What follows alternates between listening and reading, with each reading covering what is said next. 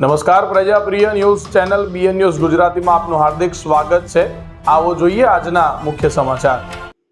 દર્ભાવતીની સંસ્કારી નગરીમાંથી શરૂ થઈ ગુજરાતની નવી પરંપરા ગરબા એન્ટ્રીમાં ફરજિયાત લલાટે તિલક। દર્ભાવતી નગરી જેનું નામ ગર્ભવતી સંસ્કાર અને સમૃદ્ધિમાં લઈ શકાય એ સતત વડોદરા જિલ્લાના સૌથી મોટા ગરબા ઉત્સવનું આયોજન કરે છે। આ વર્ષે પણ એપીએમસી ગ્રાઉન્ડ ખાતે મા ગઢ ભવાની કલ્ચર ગ્રુપ દ્વારા નવીન આયોજન કરવામાં આવ્યું છે।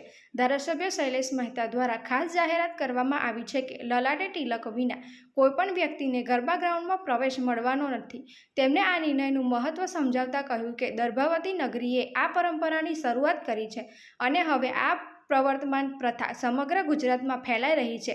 જ્યાં મોટા ગરબા થાય છે ત્યાં પણ આ નિયમ અનુસરાય છે। શૈલેષ મહેતા દ્વારા મા ગઢ ભવાનીના આશીર્વાદથી દર્ભાવતી નગરીના નાગરિકો પર સુખ સમૃદ્ધિ વરસે તેવી પ્રાર્થના પણ કરવામાં આવી છે।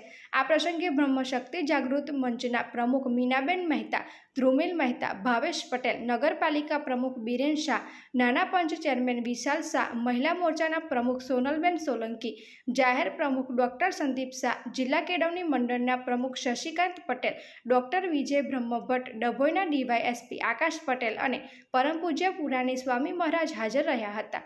ઉત્સાહ અને ઉમંગથી ભરપૂર આ નવરાત્રિમાં દર્ભાવતીનો ગ્રાઉન્ડ લોકોએ ભરપૂર ઉમટ કર્યો છે। Reporter Yatin Vadan, BN news Gujarati, Dabhoi. આજથી શારદીય નવરાત્રીનો પ્રારંભ થયો છે। આજે પહેલો નોરતું છે। દર્ભાવતી નગરીમાં એપીએમસી ગ્રાઉન્ડ પર ગઢ ભવાની કલ્ચર ગ્રુપ દ્વારા આનું આયોજન કરવામાં આવ્યું છે। વડોદરા જિલ્લાનો આ સૌથી મોટો ગરબો કહેવાય છે, ત્યારે દર્ભાવતી નગરી હવે સાંસ્કૃતિક નગરી છે, સંસ્કારી નગરી છે અને સમૃદ્ધ નગરી છે। એને અનુરૂપ અહીંયા ગરબાનું આયોજન થાય છે। નો તિલક નો એન્ટ્રીની શરૂઆત દર્ભાવતીથી કરવામાં આવી હતી અને આજે સમગ્ર ગુજરાતમાં તમામ મોટા ગરબા પર તિલક વિના એન્ટ્રી આપવામાં નથી આવતી। ત્યારે દર્ભાવતી નગરીનો ગરબો એક જોવાલાયક ગરબો બન્યો છે।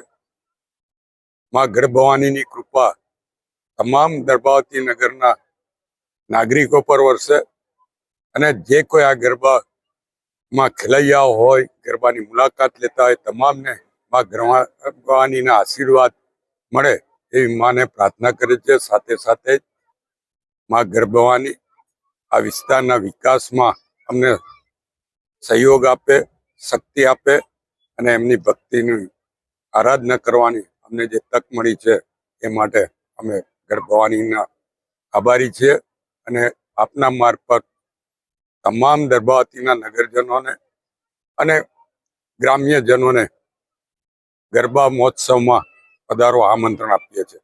જય ગઢ ભવાની। નિડર, નિષ્પક્ષ તેમજ પ્રજાપ્રિય ન્યૂઝ નેટવર્ક એટલે કે બીએન ન્યૂઝ ગુજરાતી।